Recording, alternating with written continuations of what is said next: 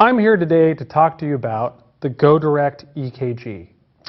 This is a sensor that can record EKGs, but it can do a lot more than that.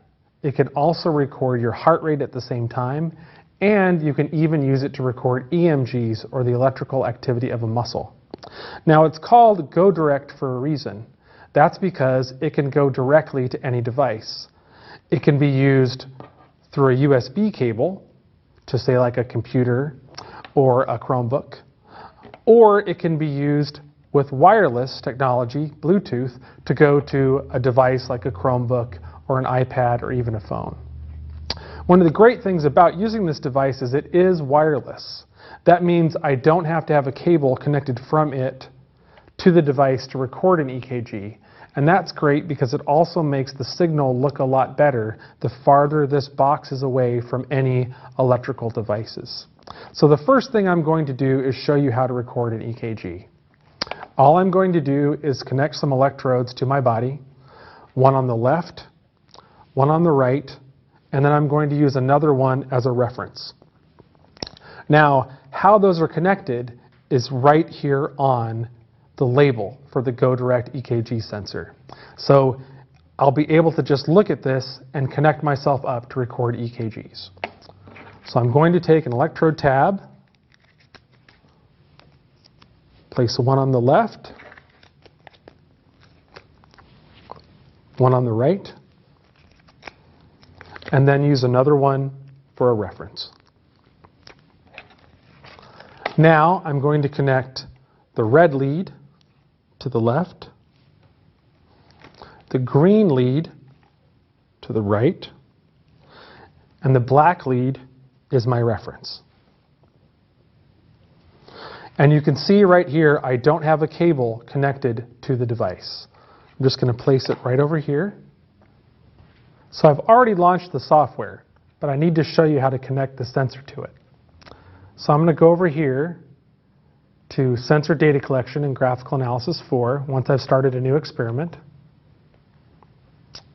And it's going to show me the sensors that are available to connect wirelessly. So you see the EKG sensor right here. Now I'm going to connect to it.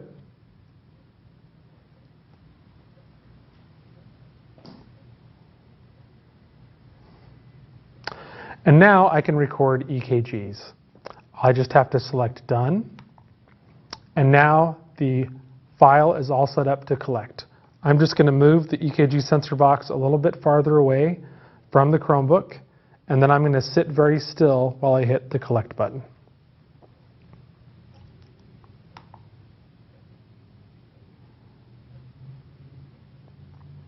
And there you have some very nice EKGs showing my P, QRS, and T waves.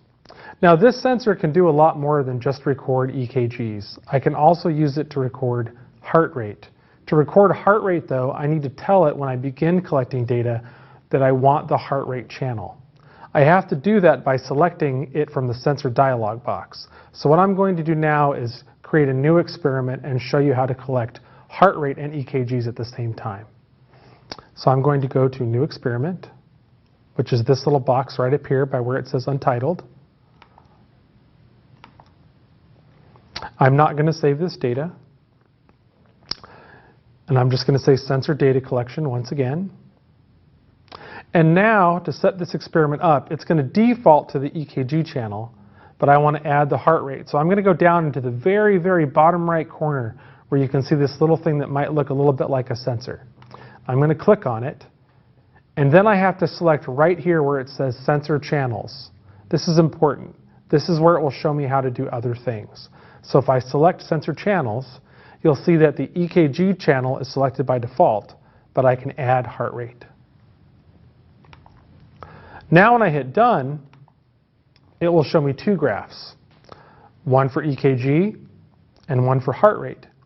Now, this file is still set up to only record for 3 seconds. That's not enough time to record your heart rate, so I'm going to increase the duration of this experiment. And I do that by selecting down here on the data collection box. So I'm going to make this experiment end after 10 seconds. I'm going to select Done. And now I can record EKGs and my heart rate. Now once again, I have to sit very still to get good EKGs. That also means I have to sit very still to get my heart rate calculated properly. So I'm going to hit collect and then I'm going to sit still.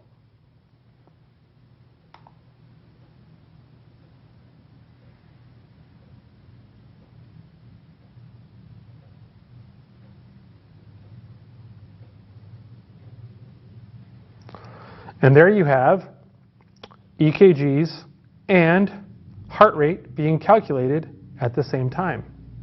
Now I can also use this sensor to record EMGs. EMGs are the electrical activity of a muscle. The easiest way to show you this would be to record from the electrical activity of my forearm. So I'm going to move some electrodes to my forearm, and then I'm going to change the channel settings so that we can record some EMGs really quickly. So let me just show you how to set things up on the computer with the channels. Once again, I'm just going to select New Experiment. I'm not going to save this data. I'm going to select Sensor Data Collection. And now I'm going to go once again down to the little sensor dialog box, this little button down here. And I'm once again going to select Sensor Channels. But this time I'm not going to select EKG and I'm not going to select heart rate. I'm going to select EMG and EMG rectified. Then I'm going to hit done. And now what I'm going to do is show you two channels. I want to show you what we call the raw EMG and then the rectified EMG. So I'm going to show two graphs. And then on the bottom graph, I'm going to say I want to see the rectified EMG. And then on the top graph, I just want to show the EMG. Now to show you good EMGs, I need to have an experiment that lasts a little bit longer than 3 seconds. So I'm going to change the duration to 10 seconds. I'm going to do that once again down here at the data collection box. I'm going to make the experiment end after 10 seconds. Now I'm just going to set up to record EMGs. So I'm going to take two electrode tabs, place one on my forearm and another one on my forearm. And I'm just going to move the green and the red leads to be across that muscle. And then we'll be able to see electrical activity from this muscle as I clench my fist. Now I'm going to leave my arm here on the table relaxed so that we don't get a lot of noise. And I'm going to reach over and hit collect. And then we'll be able to see EMGs as I clench my fist. So I'm going to hit collect, clench, clench, clench, clench. And there you have three really nice EMGs that correspond to me clenching my fist. Now what's great also is that if you look here, the EKG has both a negative and a positive signal. Down here, the rectified EMG, we have just taken that negative signal and made it positive.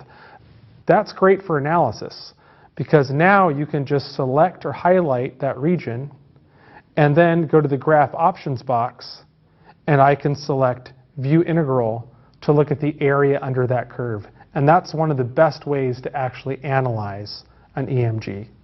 If you have any more questions about the Go Direct EKG or for our complete solution for biology, visit our website.